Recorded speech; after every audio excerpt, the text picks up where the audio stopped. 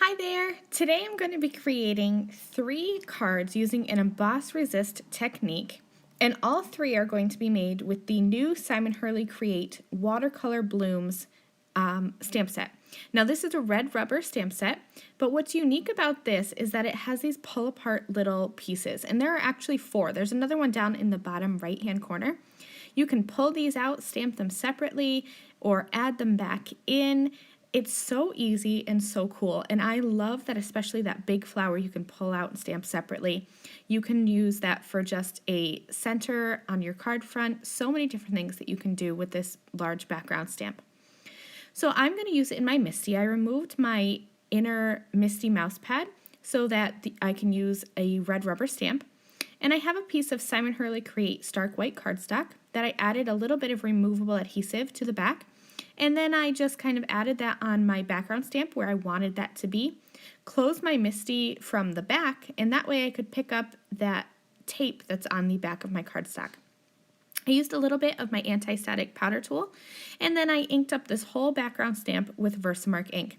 And I'm going to add some white embossing powder over the top.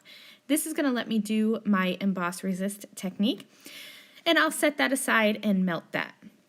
Now I have a second piece of cardstock here, and I wanted to mask off a portion of this cardstock.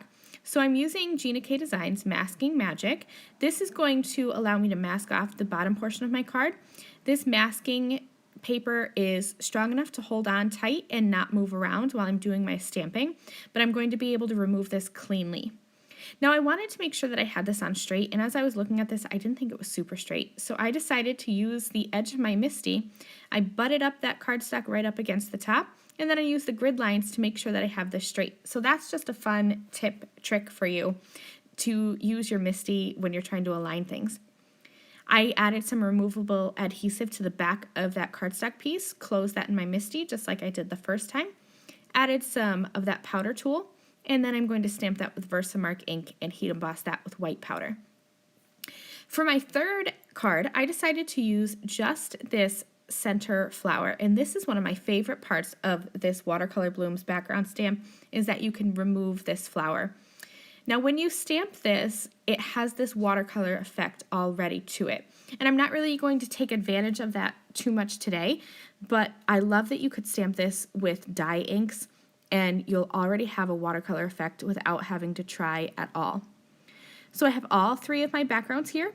I'm going to start off with my one that I stamped the full Watercolor Blooms background onto, and I'm going to grab 3 colors of Simon Hurley Create dye inks. I'm going to start with Crown Me, Remember Me, and Overzealous. And I'm going to use some round foam ink blending tools, and I'm going to add a lighter application of this ink. Well, maybe like a medium application, because you could definitely make this ink go on lighter. But I decided to use a lighter hand than I normally do and kind of get a medium tone from these inks. When I blend inks, I like to start with the darkest ink.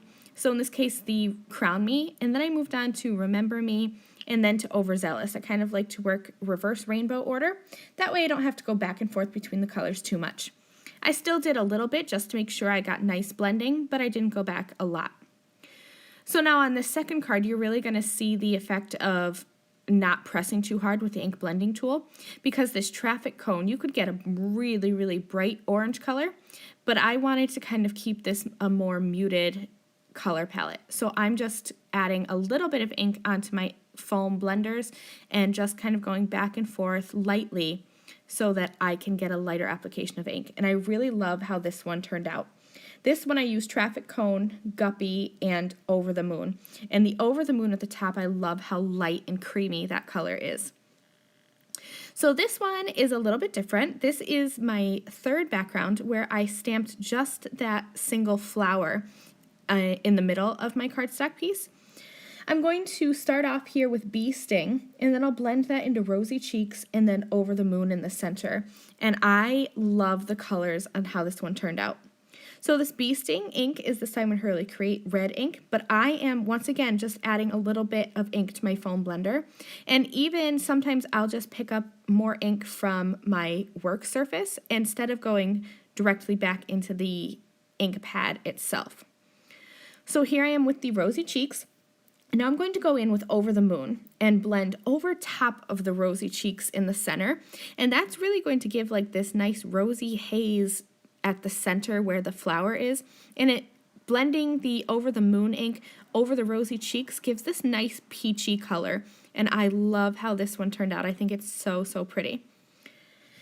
Once all my backgrounds are all done, I'm going to go back to the Flower Picking Friend stamp set. This is one of my favorites. I think I'm always going to be reaching for the sentiments and the flowers in this stamp set.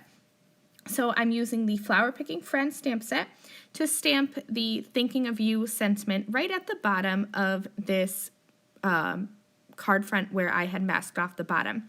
And then I just stamped some sentiment strips on the others and added them with foam tape. So I hope you've enjoyed this video using 3 different backgrounds from the Watercolor Blooms Background Stamp and some ink blending with the Simon Hurley Create dye inks. I'll see you again soon. Bye!